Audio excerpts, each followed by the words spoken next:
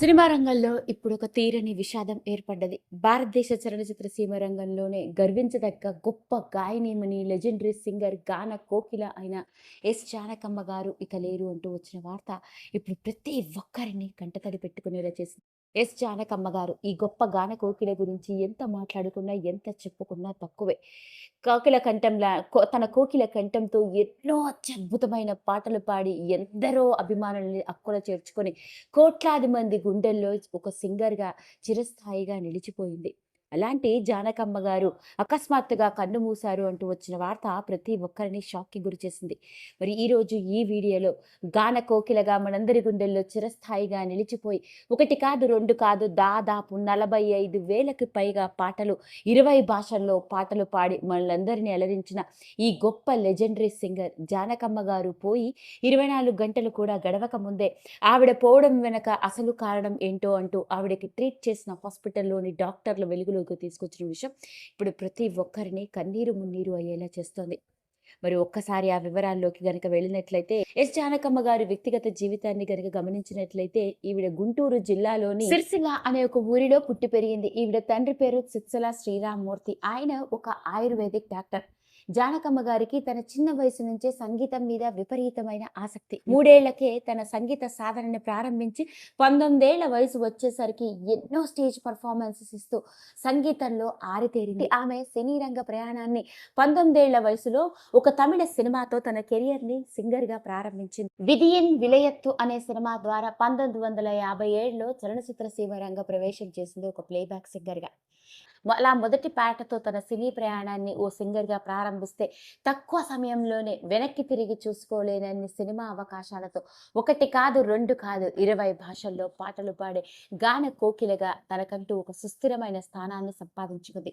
అలాంటి జానకమ్మ తెలుగు ప్రేక్షకులకి ఎన్నో అత్యద్భుతమైన పాటలను అందించారు. అలాంటి వాటిలో కొన్ని మచ్చుకకు చెప్పుకున్నట్లయితే ఆమె గాత్రంలోంచి వచ్చిన అద్భుతమైన పాటల్లో 'సిరిమల్లె పువ్వా' అంటూ 16 ఏళ్ల వయసు సినిమాలో కావచ్చు, 'మౌనమేలనోయి' అంటూ 'సాగర సంగమం' సినిమాలోని పాట, 'వేణువై వచ్చాను' అంటూ అందరితో కంటతడి పెట్టించిన 'మాతృదేవోభవ' సినిమా అయిన 'ప్రియతమా నా హృదయమా' అంటూ 'ప్రేమ' కావచ్చు, 'అబ్బని తీయని దెబ్బ' అంటూ 'జగదేక వీరుడు అతిలోక సుందరి' ఇలా చెప్పుకుంటూ పోతే ఒకటా రెండా కొన్ని వేలకు పైగా తెలుగు పాటలు పాడి తెలుగు ప్రేక్షకుల గుండెల్లో గాన కోకిలగా నిలిచిపోయింది. అలాంటి జానకమ్మ గారు తన సినీ ప్రయాణాన్ని ఒకానొక సందర్భంలో రిటైర్మెంట్ ఇచ్చేసుకుంది. ఇక వయసు కూడా దగ్గర పడిపోయిందని, కుటుంబంతో గడపాల్సి ఉంటుంది అంటూ కొంతకాలం పాటు విరామం తీసుకున్నప్పటికీ మళ్ళీ ఆ తర్వాత పలు సినిమాలలో పాటలు పాడుతూ వచ్చింది. ఇక ఎస్. జానకి గారి వ్యక్తిగత జీవితాన్ని గనుక గమనించినట్లయితే సింగర్‌గా సినీ ప్రయాణాన్ని మొదలుపెట్టిన తొలినాళ్లలోనే ఈవిడకి వివాహం జరిగింది. ఆమె భర్త పేరు వి. రాంప్రసాద్ గారు. ఈయన రోజుల్లోనే ఒక ఆయుర్వేదిక్ డాక్టర్.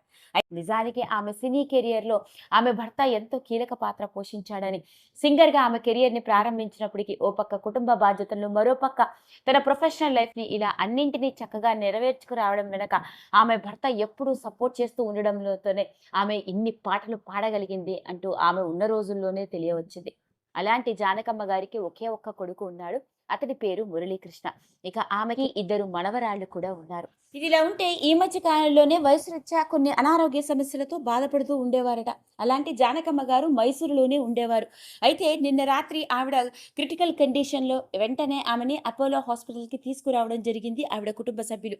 అయితే ఆమెని ఇంటెన్సివ్ కేర్ యూనిట్‌లో పెట్టి డాక్టర్లు ట్రీట్మెంట్ చేస్తున్నప్పటికీ ఆమెకి మల్టిపుల్ ఆర్గాన్ ఫెయిల్యూర్ అవ్వడం, అంతేకాకుండా మల్టిపుల్ కార్డియాక్ అరెస్ట్ కూడా అవుతూ ఇక సడెన్‌గా ఆమె శ్వాస తీసుకోవడంలో ఇబ్బంది తలెత్తడంతోనే మల్టిపుల్ కార్డియాక్ అరెస్ట్‌తో ఆమె కన్ను మూశారు అంటూ డాక్టర్లు వెలుగులోకి తీసుకొచ్చిన హెల్త్ బులెటిన్ ఇప్పుడు ప్రతి ఒక్కరిని కన్నీరు మున్నీరు అయ్యేలా చేసింది.